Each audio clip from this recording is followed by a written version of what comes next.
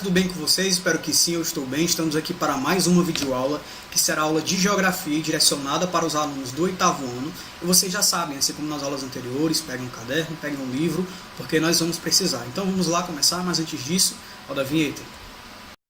Então galera, o que é que nós temos? Hoje iremos dar continuidade ao estudo do capítulo 7. Não é? Vamos recapitular aqui, né? Vamos lembrar que na aula anterior a gente deu início ao terceiro bimestre e a partir disso, claro, iniciamos o módulo 3. O módulo 3 começa pelo capítulo 7, que fala sobre o espaço rural na América. Então, na aula anterior, na nossa última aula, né, semana passada, a gente procurou entender as zonas agrícolas na América, a gente procurou também discutir os impactos da modernização tecnológica no trabalho rural, né, e falamos de forma mais específica do caso da produção de cana-de-açúcar, discutimos a exploração dos recursos minerais na América, e outras perspectivas acerca das dinâmicas relacionadas aí à circulação das mercadorias no contexto da América Latina.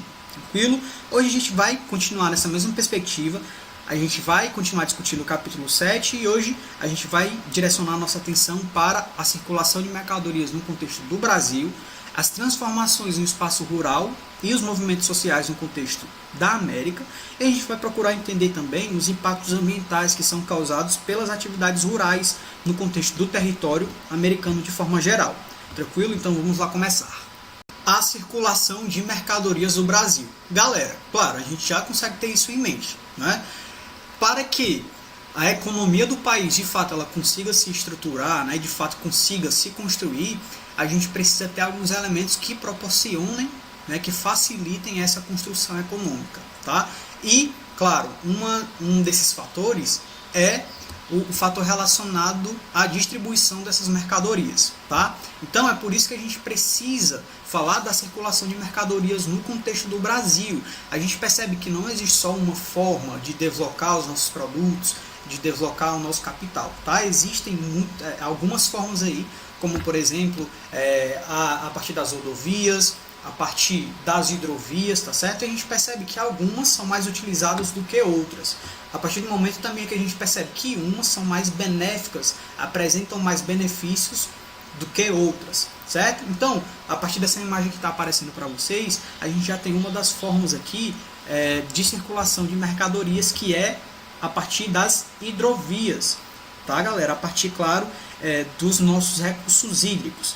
Então, o meio aí hidroviário, né, que é chamado de transporte de cargas, vai apresentar mais vantagens em relação ao meio rodoviário e ao ferroviário, certo?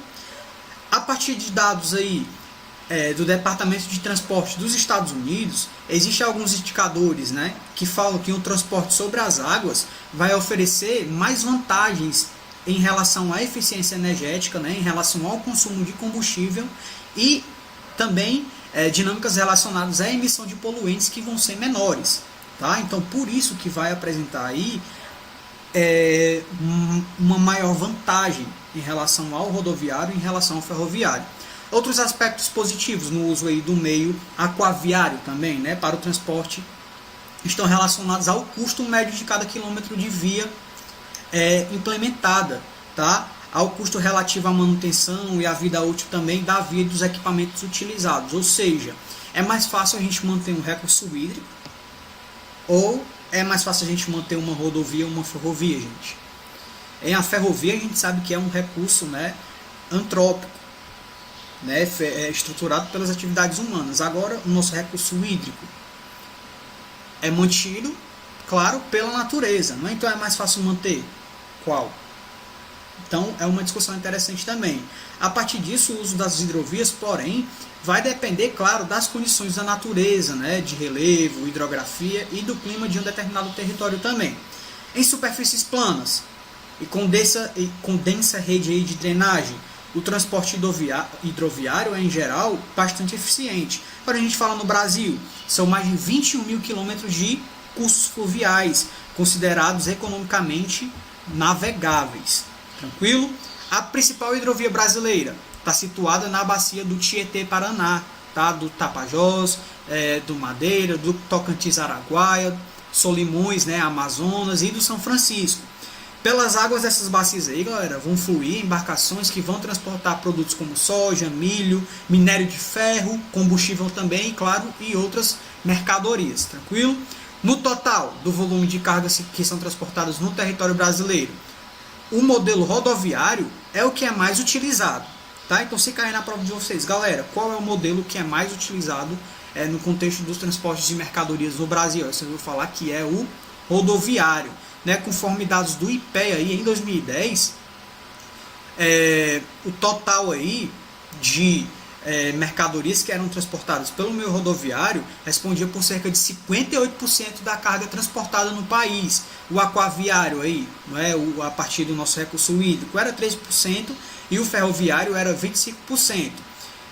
Para um maior equilíbrio e aproveitamento da utilização desses recursos, faz-se necessário ampliar os investimentos nos sistemas de transportes hidroviários e ferroviários, né, reduzindo aí a hegemonia do modo rodoviário para o fluxo de carga, né? A gente percebe que há um desequilíbrio aí. A gente percebe que as rodovias vão ser ali as áreas, né, os recursos que mais vão ser utilizados para circulação das nossas mercadorias. Então, o que de fato seria interessante fazer era uma melhor estruturação, uma melhor divisão desse direcionamento das nossas mercadorias para que os nossos recursos, as formas de transportar essas mercadorias acontecessem de uma maneira mais ampla. Tranquilo? Galera, no momento anterior, a gente fez a discussão sobre a estrutura fundiária dos países da América, de forma geral, né? E a gente procurou fazer uma discussão de forma mais específica sobre o Brasil. Ou seja, a gente conseguiu perceber que a concentração fundiária, né, a concentração de terras na mão de poucas pessoas é uma realidade no contexto dos países, né, do contexto da América, de forma geral, e principalmente quando a gente fala no Brasil. Tranquilo? A gente já conseguiu entender isso.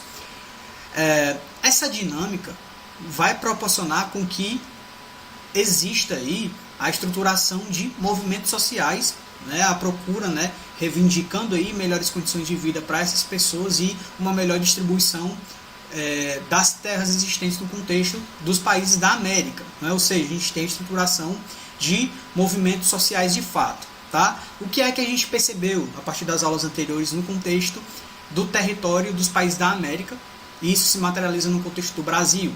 Há uma concentração fundiária, claro, né? A gente percebe que a partir dessa concentração fundiária, a partir também da mecanização do campo, surgiu o que, galera? A falta de necessidade de mão de obra de pessoas no campo, ou seja, as pessoas, né, o desemprego estrutural de fato começou a se construir no contexto do campo. Então isso proporcionou com que surgisse o processo que é chamado de êxodo rural, né, as pessoas que saem do campo para as grandes cidades, os grandes centros urbanos, à procura de melhores condições de vida, à procura de sobrevivência.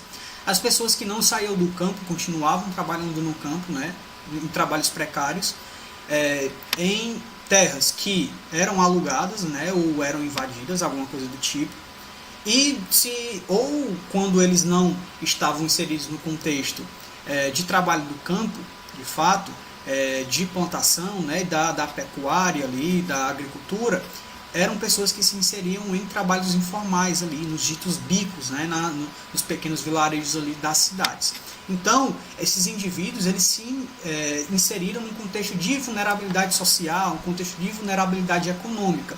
E claro, galera, toda essa dinâmica gerou um descontentamento social, né? E a partir disso a gente tem a estruturação dos movimentos sociais no contexto dos países da América de forma geral. E aí na tela de vocês já está aparecendo um exemplo dos movimentos sociais que se estruturam no contexto da América. O primeiro movimento social que está aparecendo aí para vocês é o movimento dos zapatistas, que acontece no México, né? Foi formado por indígenas, descendentes dos maias. No contexto da América Andina, o movimento indígena reúne diversos povos e vem adquirindo forma política, como no caso da eleição do presidente Evo Morales, né? No caso, o ex-presidente da Bolívia lá em 2006. No Paraguai, a gente tem o quê? A aliança entre diversos movimentos de indígenas e de camponeses levou à formação da mesa coordenadora nacional das organizações camponesas, né, que luta pela reforma agrária no país desde 1990, e aqui no Brasil a gente tem um movimento que é bastante conhecido, que surgiu lá em 1984, que é o Movimento dos Trabalhadores Rurais Sem Terra, o MST, né, que nas décadas seguintes se tornaria um dos maiores movimentos sociais de luta pela terra do mundo. E a gente consegue materializar o MST aqui no contexto do nosso estado, tranquilo, gente? Quando a gente vai olhar lá para Limoeiro do Norte, né, aqui no nosso Baixo Jaguaribe, ali na Chapada do Apodi. Ali na Chapada do Apodi, a gente tem a estruturação do MST, né, a procura de melhores condições de vida, a procura, claro, de uma igualdade na divisão territorial do país e a partir da reivindicação das suas terras que foram retiradas ali pelos grandes proprietários, né, pelo Estado também. Então o MST, de fato, é um dos maiores movimentos em prol aí da divisão territorial do mundo, certo? E a gente percebe que, claro, esses movimentos sociais aí, eles vão apresentar, né, eles vão adquirir aí indivíduos que são contra esses movimentos sociais, né? São as resistências aí contra os movimentos sociais que vão se inserir no contexto de conflitos, inclusive, né? Então a gente percebe que existem assassinatos, inclusive, por causa dessa discussão fundiária que acontece no contexto da América e também, principalmente, aqui no contexto do Brasil.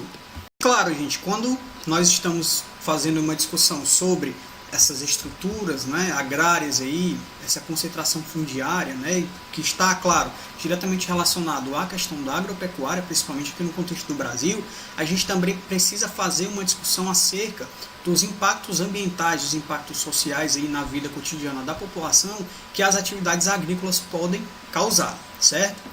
O que é que a gente sabe? Que as atividades relacionadas à agropecuária, de fato, vai causar um impacto ambiental sim, a partir do momento em que a estruturação dessas áreas aí para a pecuária, por exemplo, né, e para a agricultura também, vai desmatar ali grande parte das matas nativas presentes no contexto aí dos países da América. E a gente percebe que isso acontece principalmente aqui no contexto do Brasil, né, galera? Atualmente a gente consegue fazer essa leitura, né, principalmente a partir de 2019, certo? Então, as matas vão ser desmatadas, vão sofrer com as queimadas, né? Então, isso de fato é uma realidade. Os recursos hídricos, eles vão ser poluídos. Além disso, a retirada dos recursos hídricos, né? Por exemplo, como um rio ali, para serem direcionados para a irrigação, por exemplo, que vai causar o quê? Vai causar também o mau uso da água, no caso, né, o desperdício da água ali, a partir da irrigação, que no caso não vai ser direcionado para a população, mas sim para as grandes empresas, né? Então a gente percebe que os impactos aparecem nessas múltiplas perspectivas aí, tanto na perspectiva social quanto na perspectiva ambiental também. Mas a gente precisa ter em mente que, além dessa poluição aí das águas superficiais, a gente também pode ter a poluição das águas subterrâneas, dos nossos aquíferos. A partir do momento em que os nossos aquíferos, a gente já estudou isso, eles são estruturados a partir da infiltração da água da chuva na nossa terra, né? Então, se aquele terreno ali, se aquela terra estiver poluída, por exemplo, com agrotóxico, né, essa água, claro que vai levar esses agrotóxicos, essas impurezas, a partir da sua infiltração para os lençóis freáticos, para os aquíferos. Então, de fato, as atividades da agricultura, né, da pecuária, as atividades da agropecuária de forma geral, vão possibilitar com que haja sim a existência de impactos ambientais e impactos também na perspectiva social. A partir de impactos também que vão estar diretamente relacionados às questões de saúde pública, a partir do momento que os agrotóxicos eles não vão poluir somente ali os recursos hídricos, o solo, não. Isso vai causar um impacto também direto na vida das pessoas que estão manuseando, por exemplo, ali aqueles agrotóxicos, né? Ou seja, problemas respiratórios, aí muitas pessoas morrem com câncer, né? Além disso, as pessoas que estão consumindo aqueles produtos com altos teores de agrotóxicos também podem ter problemas futuros aí, ou seja, a gente consegue materializar sim as fragilidades de todas essas dinâmicas relacionadas aí à agropecuária.